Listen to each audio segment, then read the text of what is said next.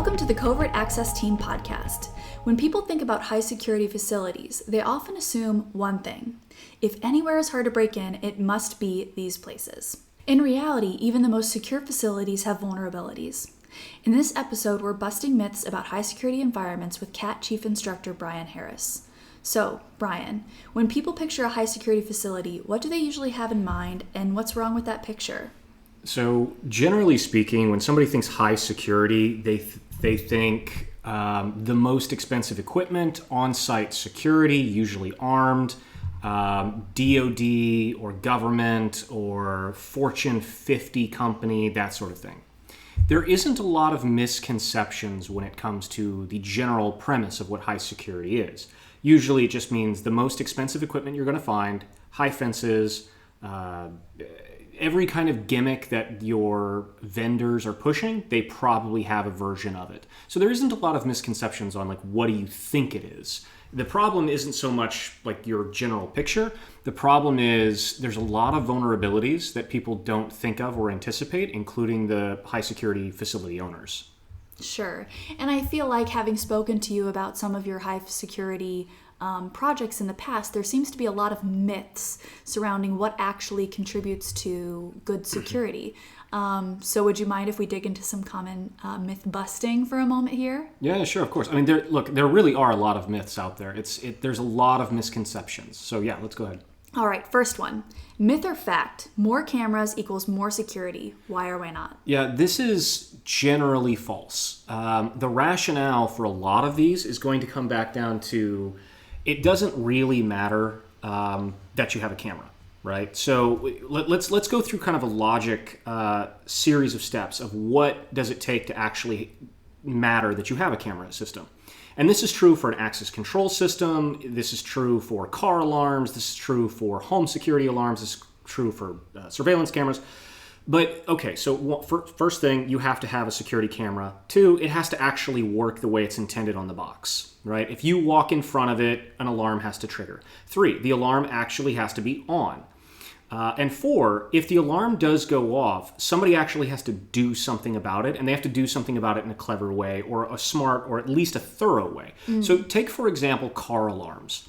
The entire point of a car alarm is to deter criminals by, when the alarm goes off because somebody's tampering with the car, people will flood in that direction, or at least start recording, and it'll scare the criminal off, right?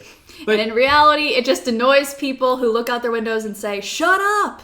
Well, yeah, that's exactly true, right? So you have a car, you have the car alarm is functioning properly, but that kind of last step of like there has to be actionable steps that are taken usually isn't the case. And beyond that, so I bring this up quite a bit anytime surveillance cameras come up, is that now this doesn't apply for high security facility, because the general rule of thumb when it comes to security cameras is that if you have on-site security, somebody's probably watching the cameras. But if you don't have on-site security, you're not actively monitoring the cameras typically. Usually what happens is that they're recording the cameras at a third-party security vendor, and in the case of an alarm, something is stolen, something is broken, etc., they will go back and try to resolve, okay, well, who did it? What can we see? The problem with that approach is that if I asked any of our listeners to pull out their smartphone right now and start recording a video, it's not probable that you'd be able to record a 48-hour video. And the reason is because video, whether it's 1080p, 4K, 8K, whatever your phone is doing, is very bloated. It's a huge file size, right? Well, think about how many camera feeds are coming in from any building at any time, right? So a third-party security vendor is going to have tens, if not hundreds of thousands of security camera feeds coming in at any moment.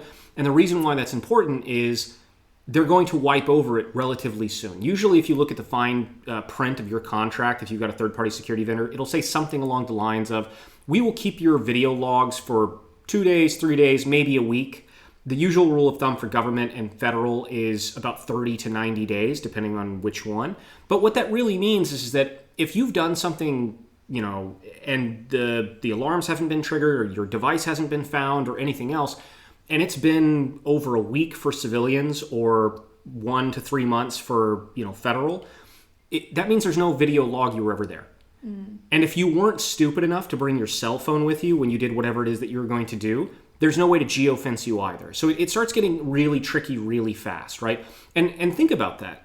So let's suppose for a minute that you've got internal security staff and they keep records for, I don't know, let's say 2 weeks. So 2 weeks are what your visual records are kept. And let's say that you've got all the bells and whistles of modern security cameras. Well, okay, that's great, but the issue here is if the feed gets wiped over, then when the device is actually discovered, there's no record of who did it, how long it's been there, who planted it, why, or anything else. And it's a huge problem, right? So it's not so much, is there a camera? It's, is there a camera, and does it work the way you think it's working? Like it's the way it's actually intending to be working. Sure. All right, so another myth or fact. Biometrics solve tailgating. No, that's ridiculous. So biometrics are, so it's not the biometric scanner that's, whether or not this is going to work. It's everything around the biometric scanner. So let's suppose for a minute, I was on a job recently where you had a biometric scanner, but it was a turnstile that was about 3 feet high. So there was so I'm trying to paint this picture for our listeners. So imagine that you have to scan your handprint, and there's a little piece of basically plexiglass that comes out about 3 feet high that blocks you from walking past it. And there's a laser so that if you step over it without scanning your hand, an alarm will go off. However, the biometric scanner is only on the insecure side. If you were to jump over if you were to leave the building, there's no biometric scanner, right? And that's usually for things like fire code and safety reasons that you can't trap people inside the building. Sure. Okay, but what that fundamentally meant was that if you take a T-shirt or anything and you've got a fairly good basketball game and you throw it over the kind of the turnstile and hit that request to exit sensor that's attached to the biometric system, the thing opens and you can just walk through. So so you have a biometric scanner, but that doesn't fix that problem. Now, yes, technically that's not tailgating, but it's basically the same idea, right? So it really doesn't matter whether it's an access control system, whether it's a physical guard, whether it's a biometric scanner or anything else. What really matters is what's around the system. I've seen another access control system where it was possible to very, very quickly slip the latch of the system. So the biometric scanner was basically connected to a secure lock, and you could slip the latch and just walk through, just like you would see with a lot of meeting room doors. Like if you go into like a shared office complex or something, a lot of more modern ones will have like an access control badge that you have to use to get into the room or anything else. And in this particular one, you had a biometric scanner, but you could slip the latch and go right through it. So that meant nothing. The system, the technology itself is meaningless. What's around the system is kind of what's important. All right, so next myth or fact. We passed our audit, and that means that day-to-day security is all good. Well, okay, so this is one of my biggest gripes. So security comes in, security has 3 parts, right? And we talked on this when we talked about our pillars of security. Security has the pillar of compliance, meaning do you have the equipment that you need to be secure? Do you have fences, cameras, alarms, etc.? Defense, how are those things actually used? And then offense, which is assume a bad guy is trying to breach the building or an insider threat or something else. How does the defense actually use the compliance tools to actually stop it, prevent it, catch it, etc.? The problem that I see all the time is that security audits often, when they're not done from an offensive attacker's perspective and like your kind of traditional compliance-based security audit, well, what that does is it says, do you have fences? Yes. Do you have cameras? Yes. Do you have locks? Yes. Okay, well, you're good. And it's like, okay, well, wait, but you're not testing. You're not assuming. That audit had nothing to do with how does the defense actually use these tools. So again, go back to the car alarm, right? Car alarm goes off. Does anybody care? Right? Well, that's something you should be testing. And lastly, oftentimes, especially when it comes to auditing, most security audits are not done from an attacker's perspective. Most security audits are done from the compliance side of things, meaning you have alarms, you have cameras, you have this, and it's just a checkbox, right? But the human behavior element of it basically never comes into play.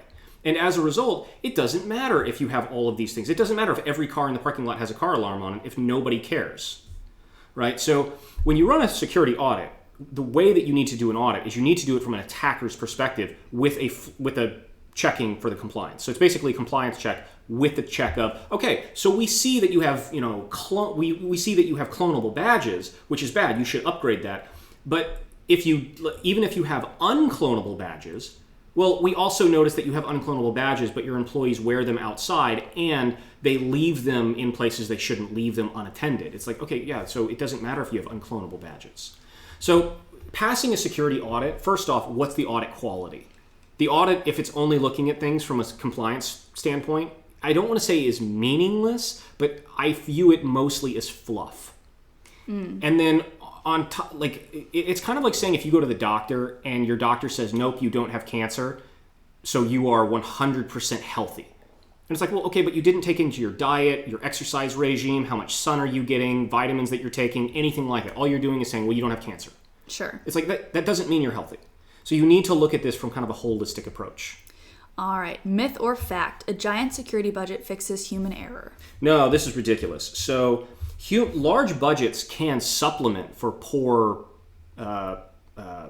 human behavior. So, for example, some modern surveillance cameras now can actually check faces of employees. So if you're a bad guy walking through the building and you don't have the right face in a database, well, that will set off an alarm. But that begs the question, what happens if the alarm gets triggered, right? And there's a lot of questions that kind of go into this. So having a really big budget is not really important. Let me give you an example. So there was a very high security facility that I did, and I'm sitting at a kebab shop doing reconnaissance, 6 a.m. And I noticed that a security guard walks outside, from inside, he walks outside, and he walks the perimeter of the building. He opens every single door that goes from outside to inside, and he says something on his radio. Now, I'm too far away to hear what he's saying, but I see the exact same behavior several days in a row. Well, what we figured out that he was doing was that we kind of followed him, and we realized that immediately after this, he was going to go back inside, and about 10, 15 minutes later, he was going to leave in his car. So this is shift change, right?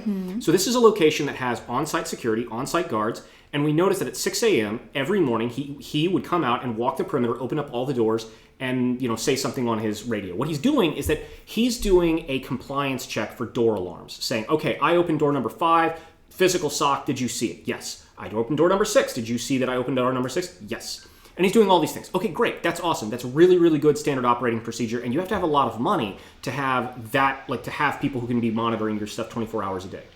The problem with that was that this poor guy had probably been doing that exact same routine for day after day, month after month, year after year, and he became completely complacent. And some of those doors had become so weathered that one of the doors in particular took 31 seconds from the time that he opened it to fully close. So think about that. So I have photographs of this gentleman opening the door and then again, halfway down the building, opening another door before the first door actually closes. That opens up its own security risk. Sure. So you need a huge budget. To have on-site security 24/7, you need a very large security budget. But that in and of itself can bring problems with it and potential vulnerabilities that wouldn't have been there otherwise. So no, that doesn't solve everything. All right, final myth or fact. No one gets in without a badge. Well, this is completely stupid. So you can get in all the time. One of the things that I encourage businesses to do, just as their own compliance check, is most businesses have a policy that says, okay, well, you have to wear your badge on your lanyard at all times. Test this. So inside your own building, just put your badge in your pocket and walk around for a few days and see how many people stop you. And chances are it's going to be 0. Sure. And that's the whole point, right? You can absolutely get in without a badge, and you can definitely stay in without a badge. So you don't, one, depending on how you are phrasing this question, do you need like a valid badge or do you need any badge? None of these things are true. I've broken into many buildings with no badge at all, and I've broken into many buildings where I've copied badges. I've copied badges down to the actual badge will work on a card reader, and I've copied badges that cannot be cloned just in appearance.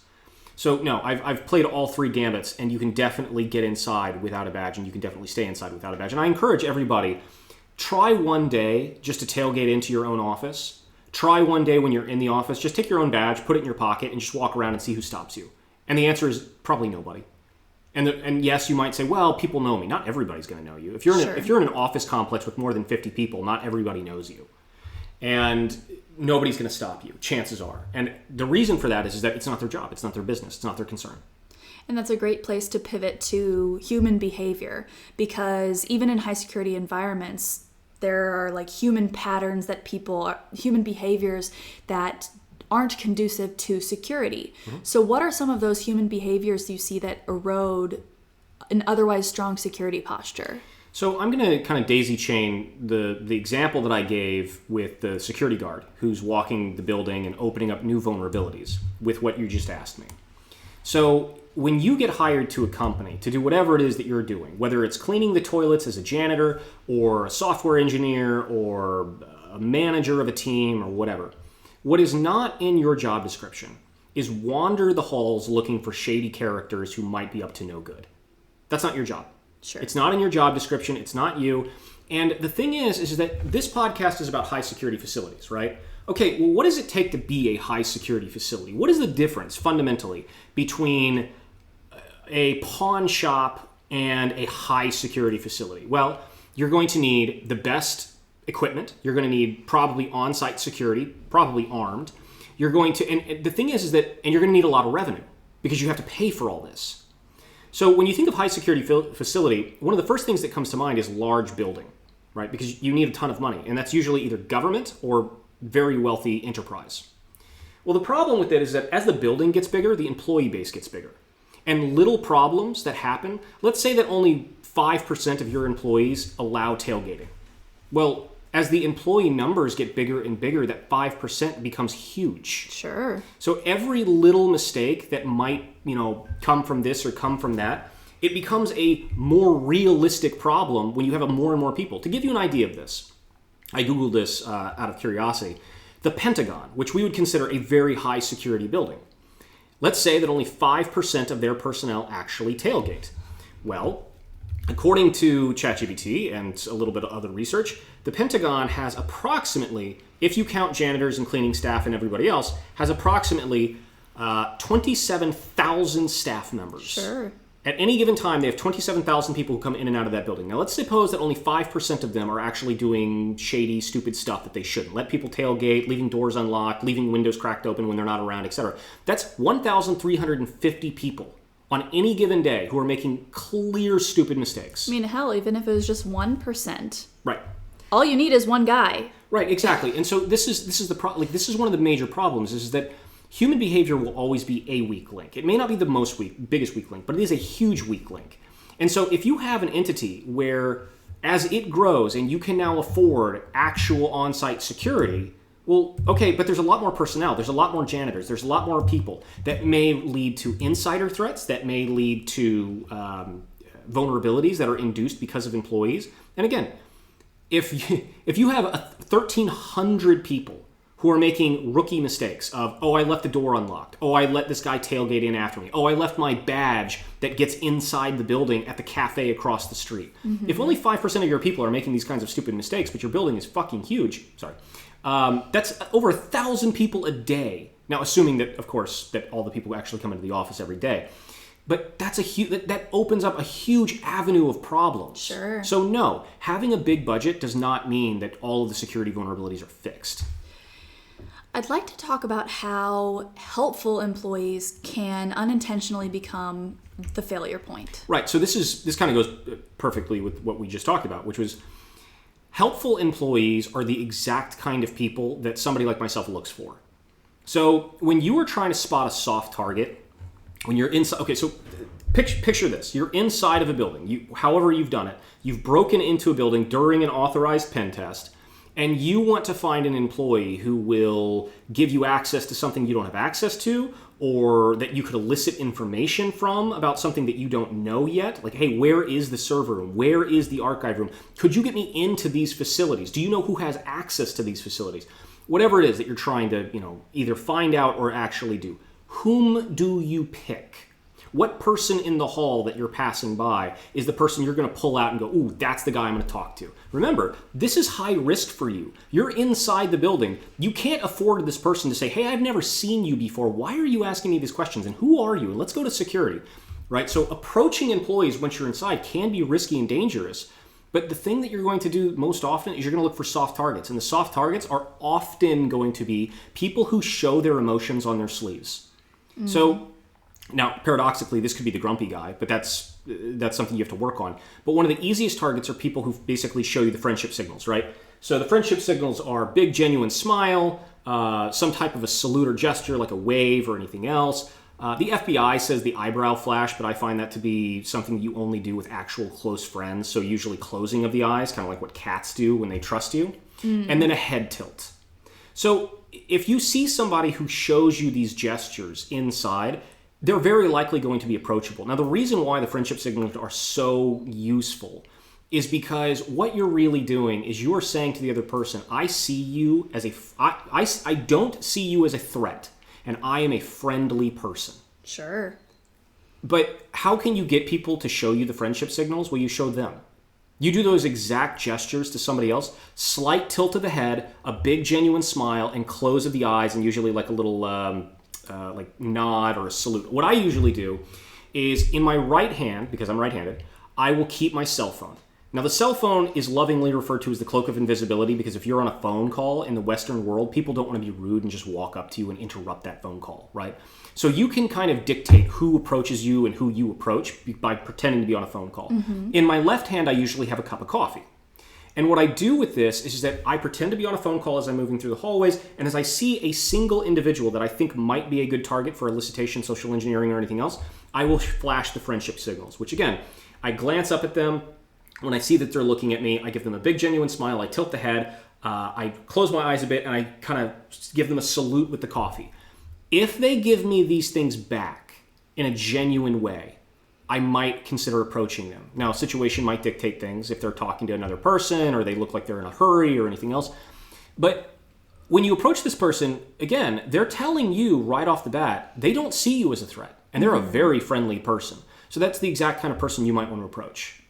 At the same time, people who are who are vulnerable to tailgating, people who are going to divulge information that they shouldn't, people who are going to help you out and do you favors. So one thing that you can often do when you're breaching buildings is that if you were to sneak in, I've done this many times also. So when you're approaching somebody, you don't always approach them because you want something from them. Sometimes what you want is just their presence. So suppose for a minute that you have to either tailgate into a building that you know is actively monitored. So we're in a high security facility and you've either tailgated in or you found a way to bypass security. But in the process of doing this, you have to walk in front of the camera. So you hop a window, you tailgate, whatever it is that you did, you broke through their security, but you did it in front of a security camera. One of the first things that you can do to kind of pacify security is walk up to an employee and start a conversation. Because the security guards, through complacency and laziness, are not going to go physically investigate every single instance. They're going to watch you on the monitors for a second to see if you look suspicious. But if you walk right up to an employee, give them a big wave, and you guys look like you know each other and you've got a good rapport going and you chat and you're making each other laugh and things like this, it often pacifies security. Sure, it makes you look way less suspicious. Exactly. And so as a result, people who are very friendly can be used in ways that they don't even realize they're being used. Sure. Now, besides the, helpful, friendly employee, what other incentives can push people toward making the insecure choice? For example, speed, convenience, VIP treatment.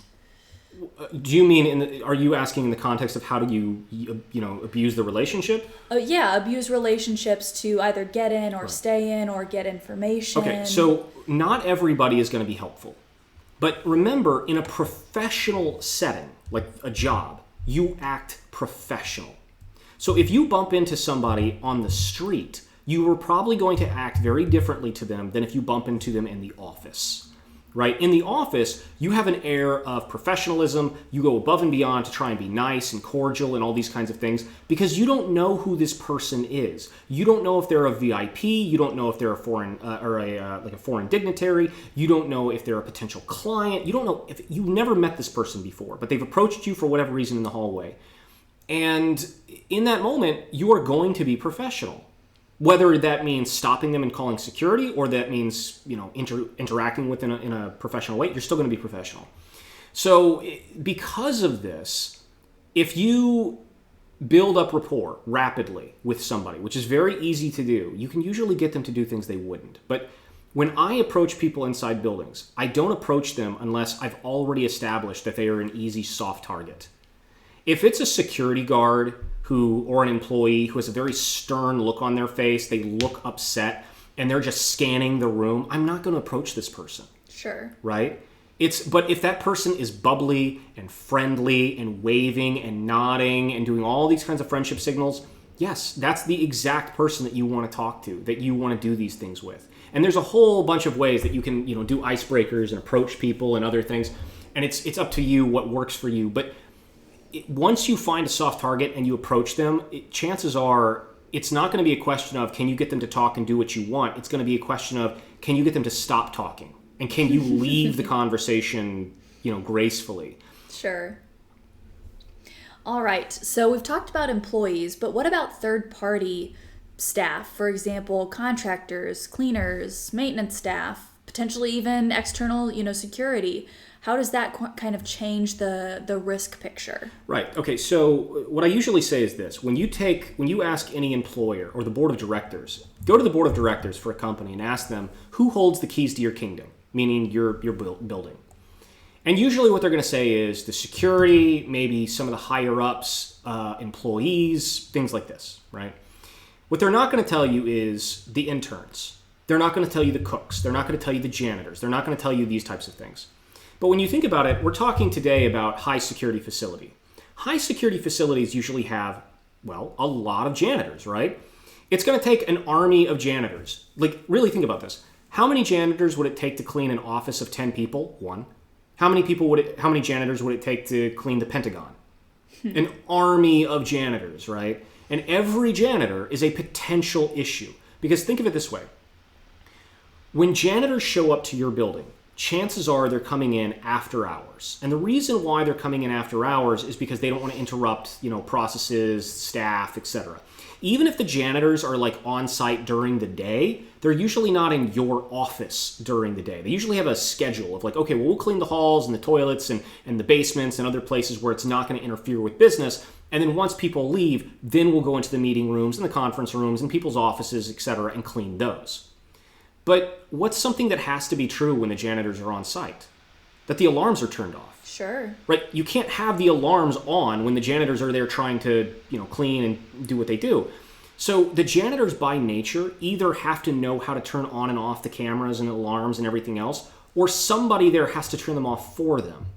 But if you have, let's say, 1,000 janitors and 1,000 cooks and 1,000 this and that moving through your building doing whatever, every single one of those is a potential vulnerability. And then when you think about how much are they paid, how much loyalty do they have to the company? Mm-hmm. It's probably the least, right? It's going to be the least paid, the least loyalty to the company, but the highest level of access. Sure. The intern probably can't go to the CEO's office, but the janitor can. And the intern is probably making more money than the janitor. And the intern probably has some expectation that if I keep working here for a few years, I will move up in the company. Mm-hmm. But the janitor, not so much. Sure. And so all of these people, they bring in with them their own security vulnerabilities, their own security weaknesses. And a lot of people don't think about it like that. They think of security as the employees, the IT interns, and people like this. And they don't think about, the janitors have to clean, the cooks have to be there, before and after office hours to do this or that. And there's a lot of that. Yeah, so it's sort of like humans of all kind introduce messy aspects to your physical security. Well, let me say it this way. Let's suppose for a minute that you had somebody who worked at Google, and I'm just picking on Google here. I'm not saying this is actually a thing. But let's say that you have somebody who works at Google who's relatively high up and they're making $200,000 a year, and their next bonus or their next raise is going to push them up to $250,000. They're in good standing. They have no criminal history. They went to college. They've got a master's degree. They've got a family, right? So they've got all of this investment in this company and in what they're doing. If I come up to that person and I'm a foreign asset, or I'm a foreign case officer, and I want to turn them into an asset. And I say, okay, what is it going to take for me to bribe you in order to turn on that company and give me all the secrets? Mm-hmm. It's going to be a lot of money. And it's probably it's going to be a lot of money, or it's going to be something out of desperation. But now think about the janitor who might have just as much access to the server racks or other things. What are they making? Maybe they're making $35,000 a year. Maybe they don't have a family yet. Maybe they do, but they have very few assets. They probably didn't go to college. They may or may not have a family. But how much would it take me to bribe them? It's going to be way less, right? Mm-hmm. So if I told, let's play the role of like the FSB or the GRU or the Russians, effectively.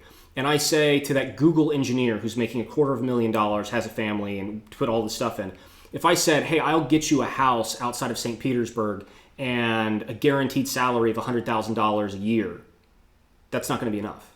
It's not going to be enough to convince that guy to come over to the Russian side and betray everything. But that janitor who's making $35,000 a year, who doesn't have a family yet, a house, $100,000 a year for the rest of his life guaranteed, that might be enough. Sure. Insider threats are a real problem, and people don't realize how big of an issue it is, especially when you think of the bottom of the totem pole who have no company loyalty and have full access to everything. So if you had to choose excellent processes with average tech or elite tech with messy processes, which wins in the real world? Whichever one actually has results. Because let's go back to the camera thing for a moment, right? So let me say it this way. You don't necessarily need the highest end camera, the highest end alarm system, the highest end everything. It just has to be something that functions and has to have good usability. So if the crappy camera that has all of 10 pixels in it can detect motion almost all the time, and it triggers an alert, and that alert is actioned upon, is going to be far more valuable to you than the camera that is in 30K that only works half the time, but the security staff treat it like a car alarm and they never pay attention to it. Sure. Like, one of the things that I've seen more and more is that as things shift over into AI, the human element tends to trust it a little too much. If anybody who's listening has ever seen the movie War Games, where you've got a new AI system and whether War Games or the Terminator series or anything else, where we're going to hand over, the strategic NORAD, missile command system to the AI. It's like, yeah, it's kind of that, right? Is this idea that as AI becomes more and more prevalent, we become more and more lazy. And we just kind of trust it intrinsically more and more. But there are a lot of really stupid ways that you can bypass AI, that you can abuse AI, that you can get it to do things that you wouldn't think otherwise. And I mean, I'm not going to go into it here, but there's a lot of ways that you can abuse cameras, that you can abuse any AI system. And if you trust it intrinsically, oh, well, the AI didn't warn me. The AI didn't set off an alarm. The AI said everything's fine. Well, then you're probably going to have a bad time. Gotcha. That actually brings up an interesting point. In terms of fatigue or alert fatigue, besides cameras, what other alert fatigue situations might you have in a physical security setting? Sure. So I don't remember exactly where this happened offhand, but there was a cyber attack that turned into a physical attack where they did what's called alarm flooding. And what they did was they just set off hundreds and hundreds and hundreds of alarms. And eventually, nobody could figure out what was going on. So one of the things that I've done on a relatively recent project was we needed to get access to this very, very secure room, which we knew had an alarm on it.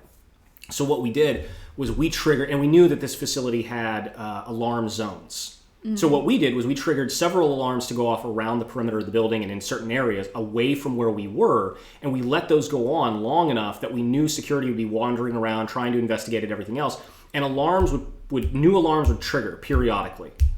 And then when we went into the main area, so many alarms were going off, nobody noticed. And so it was one of those things that it was seen as just a bug. And we knew this because we talked to the client afterwards. They saw it as a bug, that all of these alarms were going off. They checked the camera feeds, nothing was wrong. The doors were still locked. Everything was fine. Nobody was there. But because so many alarms were going off at the time, they couldn't track it. And it was actually a relatively simple process, which is why I'm not going to go through exactly how we did it.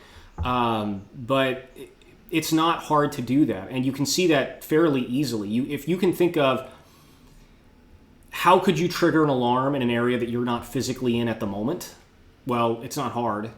And in so doing, yeah, you can, again, think the car alarm, right? Car alarms work exactly as intended. Somebody messes with the car alarm goes off. That's not the problem. The problem is nobody cares. Yeah, the human response. Exactly. Yeah. All right, so what's a common security theater type control that often impresses executives but really doesn't make a place more secure? Well, this day it's all AI. I would say one of two things. It's AI or some variation of like unclonable access control systems. So AI is all the rage these days, and for good reason. AI has a lot of benefits and improvements and everything else, and I think that anybody who's not using AI is kind of falling behind, right? Kind of have this like Luddite like feel like I'm not going to do this. Well, it's like, okay, that's fine. You don't have to, but your competition is. Sure.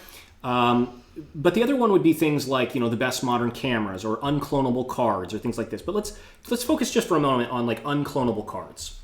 Let's suppose for a minute that you're running some type of access control system that you cannot clone the badge currently. Does that mean that you are secure? No.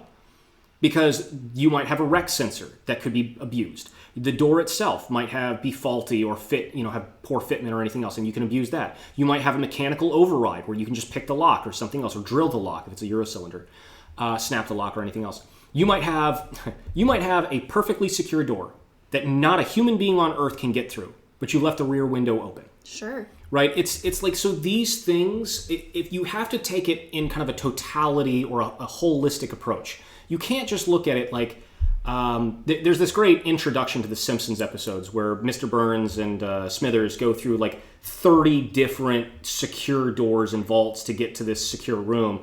But once they get to the secure room, there's a screen door that's like hanging open that goes outside. And it's like, it's that kind of idea. And so it's not enough to just say, well, we have unclonable badges or we have AI in the cameras or this or that. It's like, okay, yeah, but have you ever tested it? Have you ever actually looked at it through the lens of an attacker? Because if the answer is no, I almost guarantee you are vulnerable to various breaches. And I can say that with all due confidence. Anybody who's listening to this, Google Palestinian action. And in the last few months, Palestinian Action has had two major breaches under their belt. One in Kent, England, which was basically a weapons manufacturing facility, which had all the bells and whistles. Multiple fences, on-site guards, unclonable badges, ballistic glass, mag-lock doors, all these kinds of things. But through a little bit of reconnaissance, they found a dead zone, which means there's no cameras actively monitoring these areas. They hop the multiple fences. They run to the ballistic glass. They break the ballistic glass. They wrench open the mag-lock door because it's not seated correctly. And then they get into the facility and they wreak havoc for millions of dollars. Well, but think about it. From a compliance standpoint, that facility was perfect. Sure. Multiple fences, on-site security, unclonable badges, ballistic glass. Like, they had all the things, right? Didn't matter. Why? Because no one ever tested it. No one actually ever tested these processes. And then Palestinian Action also was able to get into an RAF base, which is for anybody not in Britain, it's basically an Air Force military base, where they hopped a fence, used stupid electric scooters in the middle of the night to go down the tarmac and then spray paint and beat up a couple, jets who did nothing wrong to anybody. But they caused millions of damage, right? So when you think of high security, usually military is like the pinnacle of what you think of high security is, right? Absolutely. And yet, two idiots on scooters are scooting down the tarmac in the middle of the night, banging on jets with crowbars and hammers and spray painting everything. And then so stealthy. Yeah, and scooting away in the middle of the night, right?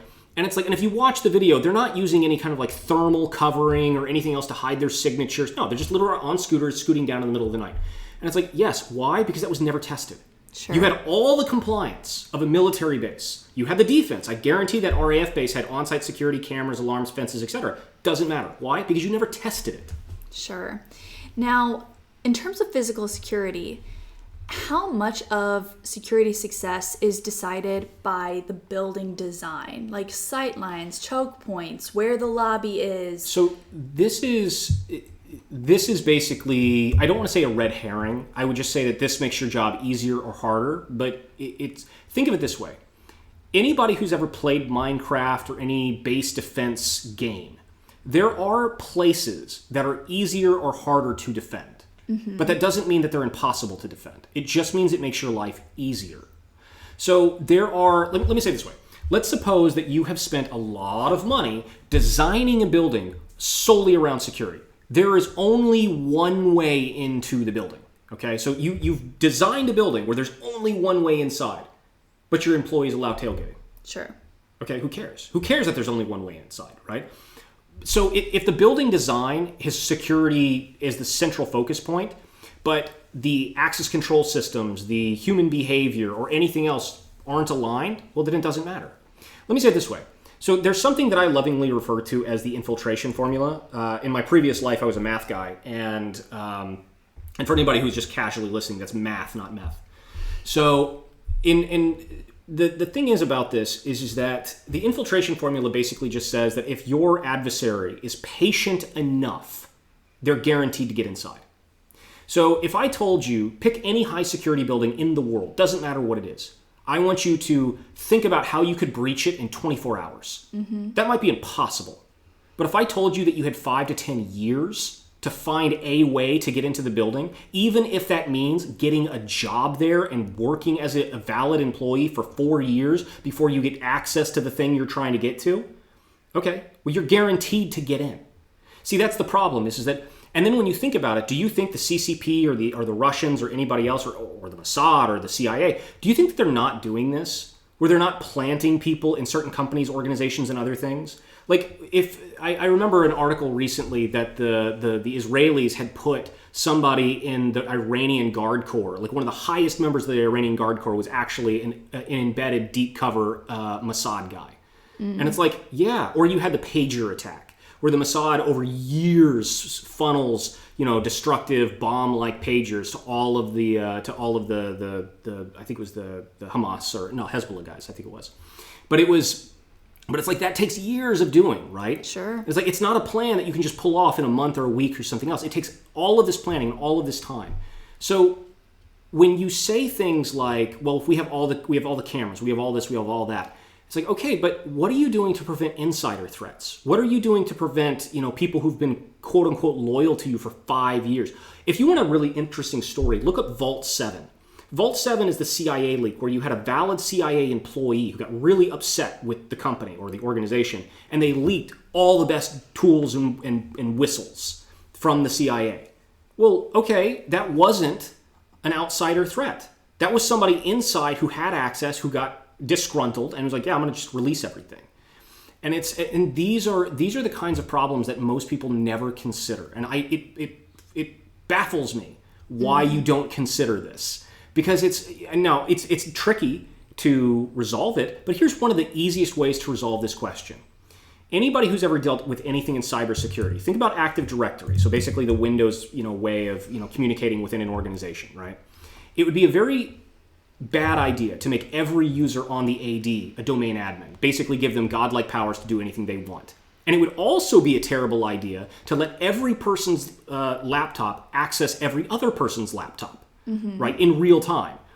Well, that's a combination of making everybody have full access to everything and be able to go anywhere on the network that they want at any given time. Those would be terrible, terrible, terrible security ideas. But now think about your building's security, physically. Well, it's probably a flat physical security network where every person can go anywhere they want, and everyone from the CEO to the intern has access to everything. And it's like, that right there is probably one of the easiest things that you could do to resolve things. Don't allow everyone access to everything. And certain places, whatever you say are the crown jewels, whether it's the archive room, the R&D facility, the server room, whatever, alarms should be on in those places at all times. Mm-hmm. And it should be non-negotiable that if someone goes into that room and they haven't badged in or they haven't typed in a code or some second factor authentication meant, it's not just that they have a badge and they know a code or something else. If they haven't done those things, an alarm will go off and it's mandatory security will immediately go and investigate. Mm-hmm. No ifs, ands, or buts, right? It's like that does not solve all the problems, but that should be non-negotiable. Sure. And I like talking about some easy things that people can do to fix their security. So tell me, have you ever seen a small, almost like embarrassingly simple control outperform expensive gear? Let me think about how to answer your question. Can you give me a little bit more context of what you're asking? Like a checklist. We're just going to do this every single day, and they find a way to actually make sure that everybody's actually following the checklist. Or I remember, one test you were on, it should have been a really easy test. It was for like a luxury fashion retailer. It was supposed to be really simple, but it ended up being extremely hard because it was such a small team and such a small open floor plan Okay. Yeah. that it was safe, like that it was impossible to sneak in. Right. Okay. So I'm going to answer this question in two different ways. Sometimes the hardest places to breach are not your giant corporate conglomerate headquarters with 1,000 employees. It's the small office with 5 people, because everybody knows everybody, and it's not possible to tailgate in. And most physical pen testers, especially when they start out, they will default to social engineering, because social engineering is way easier than bypassing alarms and cameras. Human beings are forgiving. Cameras and alarms are not. So it's you have to have a 100% success at bypassing every alarm, every camera, every sensor if you breach at night on your route. But when it comes to humans, it's much more forgiving. You definitely don't have to have a 100% success rate of social engineering and such. So when it comes to kind of easy checklist stuff, it's much easier to get 5 people to comply with something than it is to get 1,000 people to comply with something. Because again, go back to that Pentagon thing, right? So you've got 27,000 people who come in and out of the Pentagon or have access, roughly. And even if you have 5%, if say 1,000 people are messing up, that's a lot of potential vulnerabilities. Sure. But if you have 5 people on your staff and only 5% of them are messing up, that basically means 0. That basically means nobody's messing up. And so that's kind of the point, right? Like it's way easier to get people to comply than when they're small teams. So this is where you can use technology and you can use incentive programs to get people to care. But you need layers of redundancy. You need layers of redundancy that currently don't really exist. So this is the concept of front-heavy security, right? Front-heavy security in a building there is a funnel, a method of entry that the employer expects you to come through. And any person who's gone through that funnel, well, you're just allowed to be here, right? There's no secondary check. Once you've gone through the access control system, you show up for work at 9 a.m., you badge in, you go to your desk. There's no secondary check with there. Once you're past the access point, you're done. That's it, right? The problem with this is that there is no redundancy at this point. Now, AI cameras may fix that. AI cameras, the way that they're going today, is they are starting to, more and more of them are starting to have facial recognition. And one of the benefits of having facial recognition is that it can instantly spot anyone inside the building who should not have access. The problem with that is that there's going to be this big long lag of, is that authorized? Right? Because of privacy issues, especially in Europe with things like GDPR, like, can you even do that? Can you run a facial recognition check on people in real time? Don't know, maybe. And of course, there's always ways to bypass it. You know, the cliche goofy nose with mustache and glasses. There's a lot of ways to bypass AI security scanners. So it's definitely not going to be foolproof. Now, that said, there are programs that you can put in place that cost a company next to nothing that drastically increase security, because that's what you're talking about, right? You're not talking about how can you make perfect security, because there is no such thing as perfect security, but you can definitely resolve a lot of the issues if you implement certain programs. And what would you say is the simplest, highest ROI change a big facility could make within 30 days? By far, the CAT program. So the CAT program is very simple. Now, because of branding and other things, it spells CAT, right? It's catch, awareness, and try again. And catch, award, and try again. Catch, award, and try again. And the idea here is very simple.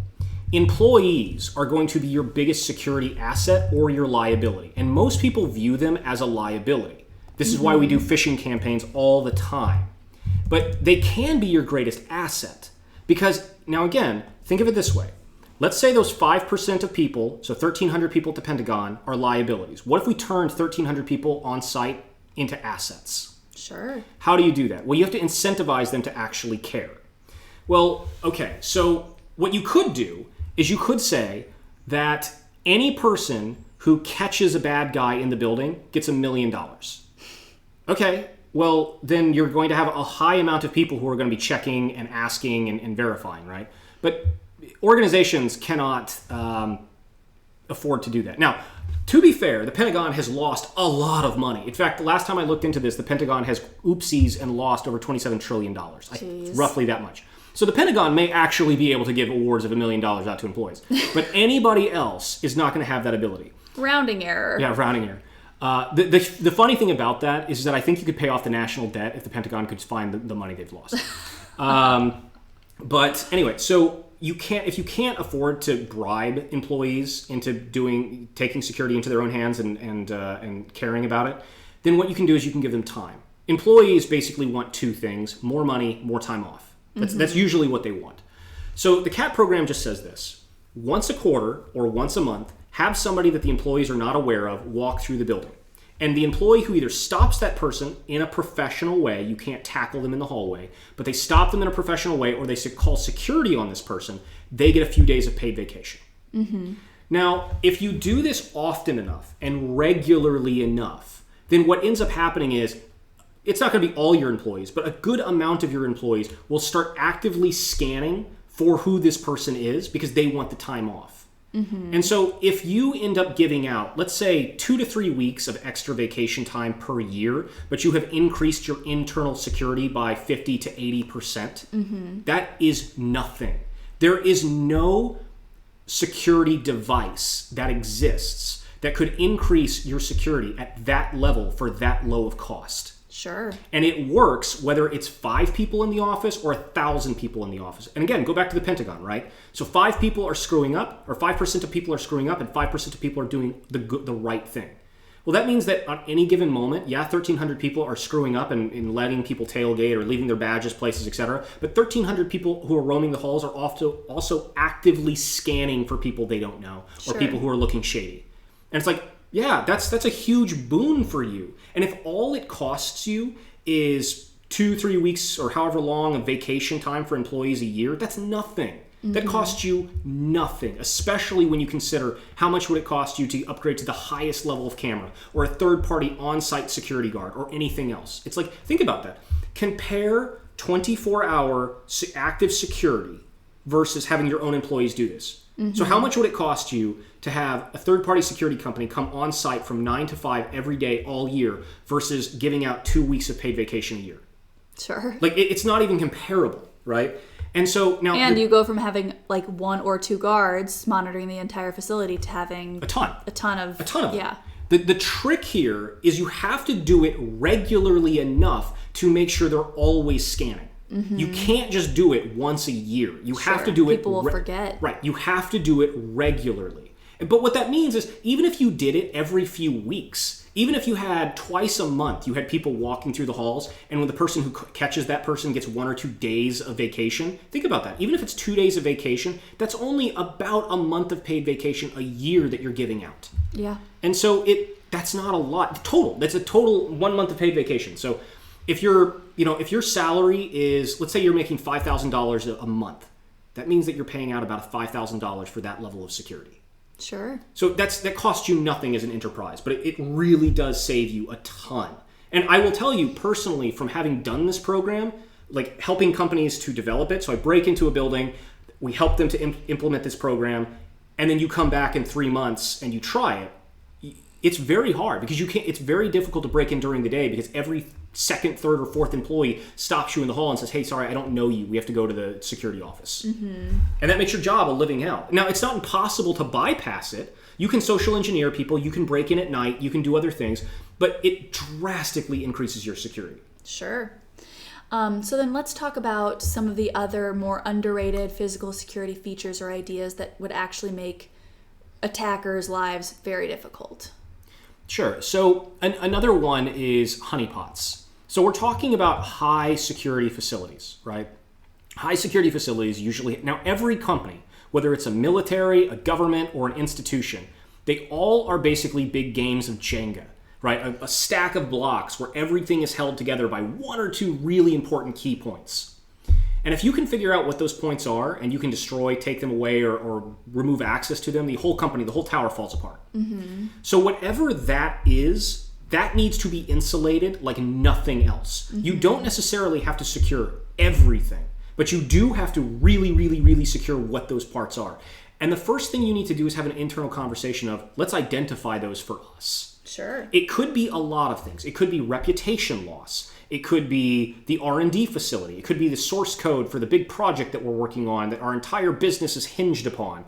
It could be if our server goes down for even a day, we go out of business, right? Could be the secret recipe in the vault. Yeah, it could be the secret recipe, the secret Coca-Cola recipe, whatever it is. But you have to first figure out what the things are in your institutions that could destroy you if you lose it. And then you have to insulate it to no end, right? And that's providing a lot of redundancy to make sure that bad guys with almost a 0% success rate can get in and do whatever it is, whether it's destroy your reputation or steal something or remove access to the people or whatever it is. So let me give you an example of this. So anybody in the Western world who's done PCI compliance will know this. PCI compliance is payment card industry compliance, basically anything that has to do with a credit card, debit card, or anything with money stuff. In order to be a bank, most institutions and most governments say you have to do an annual series of tests to be PCI compliant. And one part of that test is to make sure that your mainframe, which has all the credit card data, is not accessible from the internet. Okay, it's a simple rule, right? You can't go from the bank.com's website to the mainframe and steal everybody's credit card data, right? That's literally not possible. Sure. And most of the time what happens is that the bank or whoever hires a third-party security consultancy. They come in, they do the annual test, and they say, yep, congratulations. You did not change the network topology from last year, and I cannot go from the internet to the mainframe exactly like was last year. So good for you, gold star, you pass. But now think about how many people do you think for that organization can program on the mainframe? It's not a lot. Mainframe programming is a very, very rare skill. So what do you think happens if you go onto LinkedIn for that company and you type in, like mainframe programming or mainframe or any kind of language that the mainframe talks in, and you're going to find those employees who can talk to the mainframe. Then if you figure out where they work, well, it's not hard to get onto their workstation. I'm not going to go into more detail on that, but if you add a physical component and a little bit of OSINT, your target completely shifts from, well, I'm going to sit in my cottage in the Caribbean trying to hack the bank.com website versus, well, okay, we've analyzed the bank. They're running clonable badges. They have front-heavy security, so as soon as I walk past the front secretary, nobody cares who I am. And I did a little bit of OSINT, and I know exactly who in your company is programming on the mainframe, and after wandering the halls for a day, I know exactly where they sit, which computer they're on, and everything else. And it's like, that's a huge problem, right? So it's not necessarily that just because you're compliant or just because you have to look at these things holistically. You cannot just look at them as compliance, because if all you did was start and stop with, well, you can't go from the mainframe, or you can't go from the website to the mainframe, therefore your mainframe is secure. Is it? Like, that's the whole point, right? If you think about a problem for 5 minutes, then you can probably, and you add a physical component to it, you could probably think of a lot of sneaky ways to bypass certain things, because I will tell you this, it is much harder to breach high security places through the internet than it is with physical access. So like if I wanted to bug a corporate boardroom, if I wanted to hack the big TV in the corporate boardroom and I wanted to listen in on a really important meeting, that might be nearly impossible, or I might need a series of zero-day exploits to somehow pivot into the building's internal network to then get onto the TV itself and then somehow make that into a microphone, etc. Sure. Like, that's really complicated. But if I can get into the building and I can get into that place and I can just plant a bug, well, that's really easy. So if compliance isn't really enough, how do you tend to measure security performance without turning it into, vanity metrics and compliance tools and things like that? Right. Okay. So the vanity thing goes both ways. So what you don't want to happen is you don't want clients to say, or you don't want to tell clients, well, you have all the best bells and whistles of security, therefore you're amazing, you're awesome, you're perfect. But simultaneously, you as the offensive guy don't want to say, hi, I'm James Bond, I broke into your bank, or I broke into your facility, you suck, I win. Right? Because neither of those things are helpful. Your job as an offensive security guy, your job is to find every last possible way that a bad guy could breach this facility realistically, whether it's an insider threat who's been working there for 5 years, or it's some guy in a balaclava outside at midnight. Whatever it is, your job is to find every last security vulnerability you can and realistically secure it. So when it comes to this level of security, what you're really trying to do is, first, ensure that they have all the compliance tools. Because it's impossible to secure a facility if you don't have things. In the same way that it would be impossible for an army to go into battle with no guns. right? There are certain things you have to have. Second, you need to vet the defense. Part of your offensive security test is not just do you have the compliance tools, but you are purposefully going to test the defense. Okay, an alarm went off. What did you do? I hopped a turnstile and set off an alarm. Did anyone come down? Did anyone track me down in the building? Did anyone care? So you're testing the defense and you're testing these things. So you're actually approaching this from a holistic standpoint. So usually it's very simple.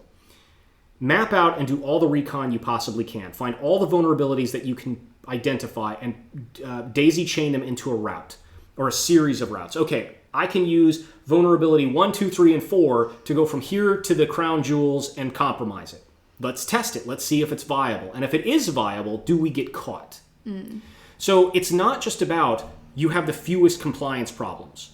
It's not just about your defense is amazing. It's about all the aspects. You have all the compliance things you need. You have a defense that's in place. And the offensive security guys have confirmed that all of the likely routes, likely infiltration, likely abuses, either from insider threats or outsider threats, according to them, have failed.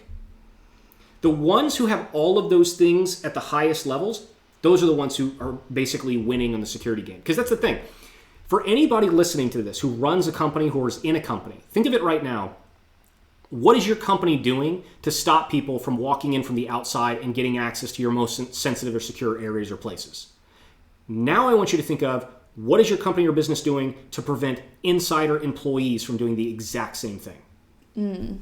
Now, Gotcha. If you don't have a clear-cut answer for both of these things that would actually work, well, then what you're doing is you're saying, we admit that if an employee worked here for a year, they could completely compromise us and take us down and destroy us from the inside. Or somebody could sneak in from the outside in under a month and compromise us and take us down. And it's like, yes, so really your security model, if that's what your answer is, your security model is, we really hope it doesn't happen. Sure. And I know from hearing many of your war stories that a shocking number of facilities, high security and otherwise, have that approach to at least some portion of their security posture. So I thought you could share a few war stories. First, any funny stories about security procedures failing at the highest level of secure facility? Mm-hmm. Yeah, so I mean, the one that I already mentioned about, the one that I previously mentioned about the security who was walking outside the perimeter, that was very stupid. But that cannot happen unless you have on-site security 24/7, right? Now think about that poor guard. So in that story, to revisit it for a moment, you have a guy at 6 a.m. He's about to do shift change, which means he's been working from about 10 at night, all night long, and he gets off at 6. This is the last thing he has to do before he can go home and his day is over. Which means there's very, very likely that he's purposefully or unintentionally going to ignore a lot of possible things because it means more work for him. Sure. So, and he's been doing it forever, right? Now, another secure facility that I breached was I was able to use a special kind of ladder that allowed me to climb up onto a balcony at about 4 a.m. and sit on a balcony waiting for employees to come. So through reconnaissance, I realized that this is the balcony. It's a huge balcony, right? It's probably like 50 by 50 square feet. It's a really big balcony. But this is where all the employees come to smoke and drink their coffee and do everything when they first get there in the morning, right? So what we found through reconnaissance was that 9 a.m. comes and all the employees funnel in. They grab their coffee, they grab their cigarettes, whatever it is. They walk out on this balcony and they start smoking and drinking. Now, what we noticed was this balcony has a lot of pigeons, and they have a lot of things, and they have a lot of other things that fly around on the balcony and poop everywhere and everything. So there are cameras on this balcony. But the problem was that we knew that even though they had security, their active, motion detection, SMS alert stuff was not going to be triggering because of all these stupid pigeons. Mm-hmm. So we tested it. We were correct. Breaching the balcony at about 4 a.m. and then watching Netflix or other things until 9 a.m. Well, that's all it took.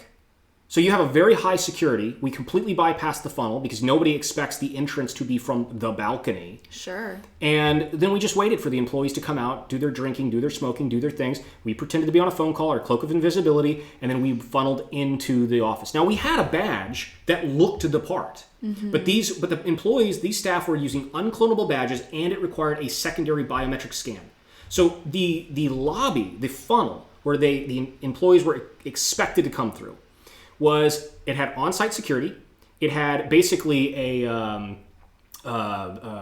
phone booth-like thing. So you step into a phone booth-like thing, you scan your handprint, you present your badge, and then as soon as you step into it, the door closes behind you. So now you're in a box, and then you scan your hand, you scan your badge, and then the other box, the door opens, and you can walk through, all under the witness of on-site security. Okay, only one in at a time. That, and it's unclonable badges. That's really good security. Sure. But it's only good security if you use it.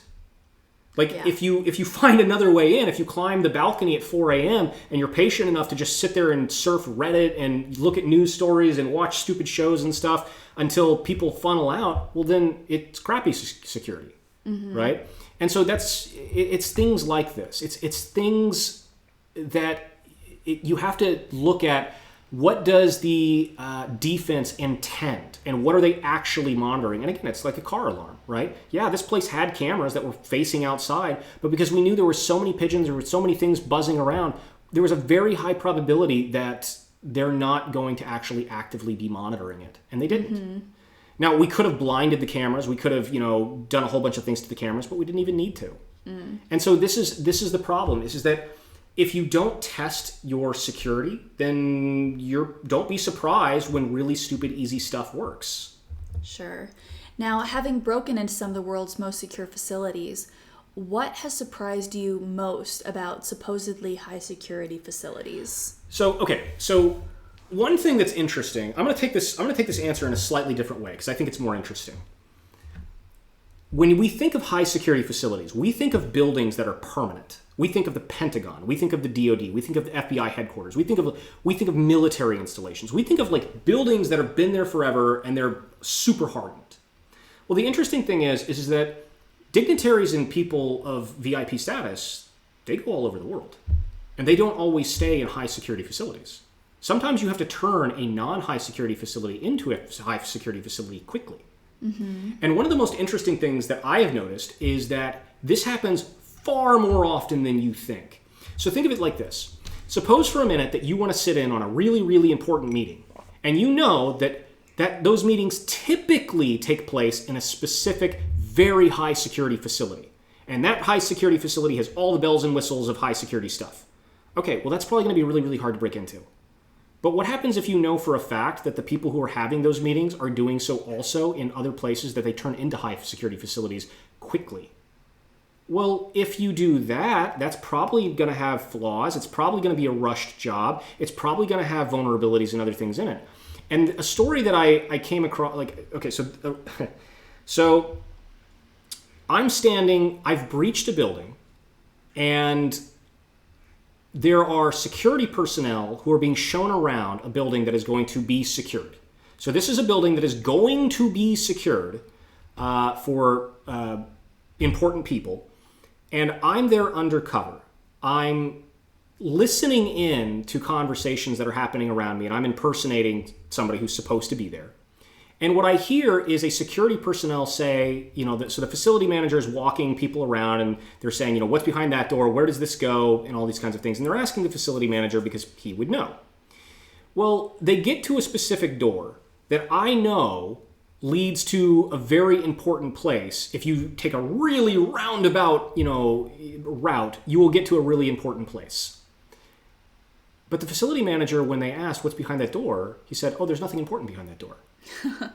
And the reason why that's important is that your own defense may not look at problems in the same way that your offense does. Sure. Your defense might look at things and say, oh, well, that door, it only goes to this basement area. Yeah, but what's in that basement area? Is there certain places and things and access corridors and things that I could take that to other places in the building? And it's so even your defense may not always know. They're doing their best, they're doing their job, but even they may not know because they don't look at the same problem. I had a CISO in the CAT course once, and he asked me, he said, you have so much equipment in this training class. What lock would you trust to secure this door that nobody could breach it? And it was an excellent question because he's a CISO. He's looking at security from a blue team defense side of things. And I said, okay, well, let's look at this for a second. Let's say that you have a lock that cannot be bypassed, right? But what do we know about this room that we were in? It was like, well, it's European-style tilt windows, which are often left open, that you could use through the European tilt window, bypass trick. We know that there's on-site cleaning that show up after hours. And I challenged the students to go wander and do a little bit of elicitation, a little bit of embedded recon. And within 10 minutes, they found a closet where the janitors kept master keys for the entire building.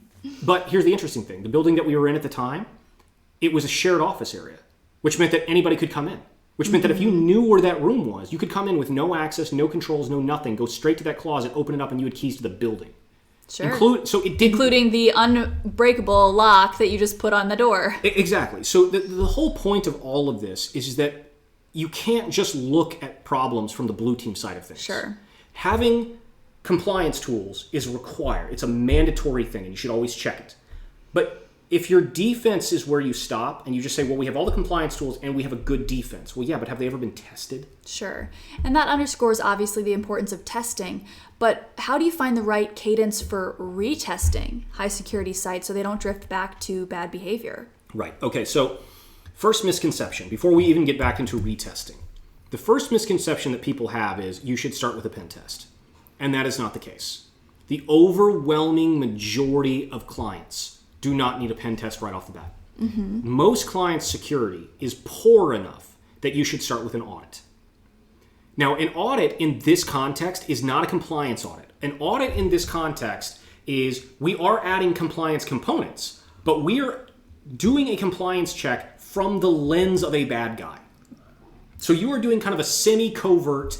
You're going in, you're showing up at 9 a.m. Well, really, you're showing up before because you want to see the funnel, you want to see how employees are coming in and everything else. But you are checking everything, every last possible vulnerability and route that you could otherwise take advantage of during a pen test, and you are mapping all of it out. And you are laying out every attack vector that you would have taken advantage of, and everything that you would have done, and everything that was wrong.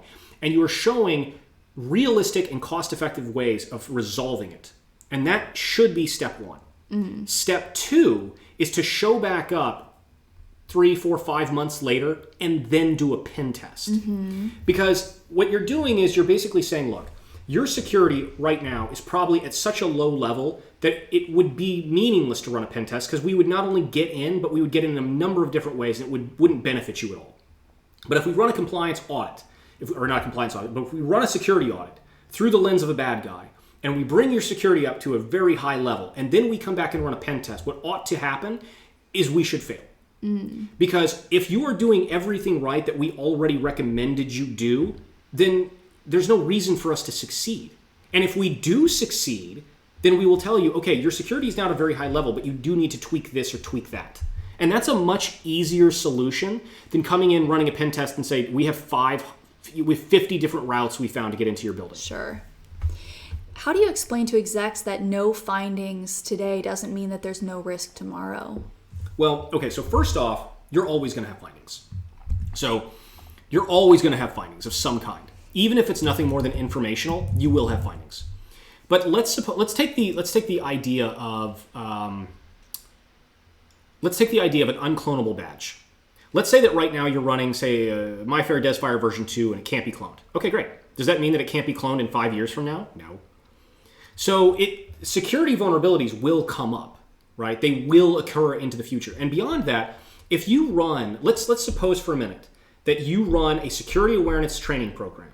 And that security awareness training program makes it so that 100% of your employees today are security aware, security minded, and they would stop a bad guy if they broke into the building. Okay. What about a year from now? Do you still have 100% engagement? You've lost a few employees. You've hired a few new ones. So there are things, first off, security vulnerabilities come, as time progresses, right? Cards that were not clonable 5 years ago are now clonable, and on and on. Security cameras that didn't have a vulnerability 5 years ago, well, now we've discovered a few vulnerabilities. So, and also, even if you get all of your people up in compliance with security awareness and everything else, that doesn't mean that 1, 2, 3, 4, 5 years later they're all still there. You need regular due diligence. Sure. So for smaller organizations that might be intimidated by this level of security, is there anything that they can borrow from high security facility security that would work for organizations their size? Okay, so just a few notes. First thing, do a round table exercise and figure out what is your linchpin, what is your Jenga piece that's holding everything together. Might be a few things. Figure out what that is, and you need to start your security there, right? You don't need to say, like, let me say it this way: if you took all of your money out of a bank, let's say you had it in cash, right? You had all your money in your house in cash, and you had it inside of a little okay, so you've got all your money in cash in your house. Does it matter if somebody broke into your house? Well, only if the cash was readily available. So first option, what if you hid the money in the mattress? Okay, well, it's not secure in the sense that nobody who knows where it is can get to it. If they know it's in the mattress, they can get to it. So it's not really secure in that, but it's obfuscated away. But what if it's in the mattress inside an impenetrable little safe? Okay, well, you can see that it doesn't matter if they've broken into the house. Because if you put it in a safe that no human being can get into, then it doesn't matter if they get into the house if the concern is they cannot get my money. Unless they could take the safe with them. Right, exactly. Well, okay, yes, if they can steal the safe. But the point is that if someone breaks into your office, does that matter to you? Well, it only matters if it would destroy your business or if it would cause you severe consternation. But if you say, look, all of our employees, they carry all their laptops, with them at all times, so the laptops aren't going to get stolen, and we don't leave any intellectual property out so that people can see it or anything like this. It's like, okay, so we've solved all of those problems. So if someone breaks in, we're concerned about the server room. Okay, we'll harden the server room. Make sure nobody can get in there. And if someone does get in there, alarms should be going off. This goes into the secure delay aspect of things. So you don't necessarily need to stop somebody from getting in somewhere because you can't. Outside of an adamantium door, you can't stop somebody from getting inside. What you can do is delay them. And you need to delay them long enough for the people with guns to show up and stop them. That's effectively it. So for small businesses, first thing, round table, figure out what is your linchpin Jenga pieces and make sure those are insulated and secure to the best of your ability. 2, I would recommend starting some kind of a CAT program to incentivize employees to care. You don't have to give them a lot, but you do have to give them something. And you have to do it regularly enough to make them, both care but also stay engaged. And if you can't afford audits and you can't afford pen tests, those two things alone are probably going to carry you much farther than any type of high-end security camera. Because let me ask you this. Let's suppose for a minute that you have, or let me say it this way. I happen to know for a fact that approximately one cell phone is stolen in London every 6 minutes. But they have about a 98%, let me say it this way, they have a between 1% and 2% success rate of catching the guy who stole it. So if you look at it that way, does it matter if that person who stole your phone is on camera? If there's a 98% chance they're never going to get caught and you're never going to see your phone again? Sure. It doesn't matter if you have the cameras that the UK police are running are very nice cameras. Yeah, and London is the most surveilled city, I think, on the planet. If you asked how much money the Metropolitan Police of London have spent on surveilling London, it's going to be millions of dollars a year. And yet, 98% of people who steal in broad daylight, whether it's a bicycle or a cell phone or anything else, never get caught. Sure. So it doesn't matter if you imply the best technology if you don't have follow-through. And that's kind of the whole point, right? You don't need to make your office a fortress, but you do need to make whatever it is that would completely destroy your business. That has to be perfectly secured, or at least to the best of your ability. If you had to leave the audience with one sentence about high security versus effective security, what would that be? High security is usually what we think of when we think of like military and government with the best bells and whistles and toys. Effective security is something that actually works regardless of the technology and people. Awesome. Well, thank you all for joining today's conversation on the myths and realities of high security facilities. We hope you picked up insights you can apply to your own environment, whether it's labeled high security or not.